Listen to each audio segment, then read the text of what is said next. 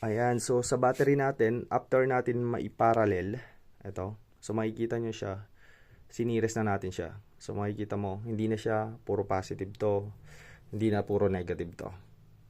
Di ba kanina, pinarallel natin siya, pare-pares ng polarity. So ngayon naman, pinagbali-baliktad natin siya. So, bali-baliktad. So ito yung pinaka main negative natin or B0. So ito yung magiging negative side ng battery natin. So, ayan siya. Yan.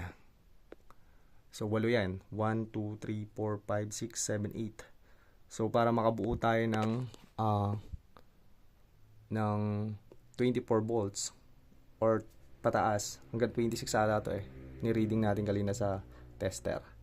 So, para makabuo tayo, siniris natin siya. So, dugtong-dugtong. So, yung dugtong ng main negative, ito yan yung positive.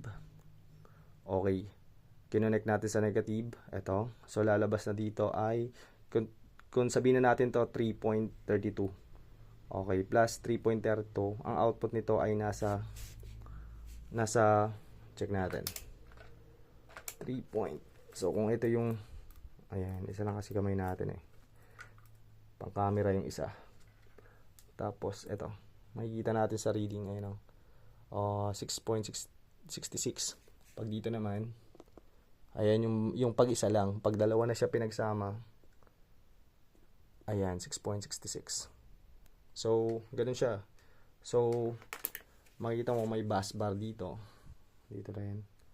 Salit-salitan lang sila. So, dito, kinonect natin. So, pag ganun lang siya, ang series connection natin, mula dito, yan. Pag ganun yung connection niya. Hanggang sa makabuo. Ito yung pinaka last na positive natin. So makikita mo, ito yung main negative natin. Ito yung main positive. So ngayon kapag tinester natin yan, lagay ko yung negative na probe dito. Yan. Lagay natin 200. Then ito, okay. So ito yung positive natin. Ang reading niya ay 26.6. Goods na goods.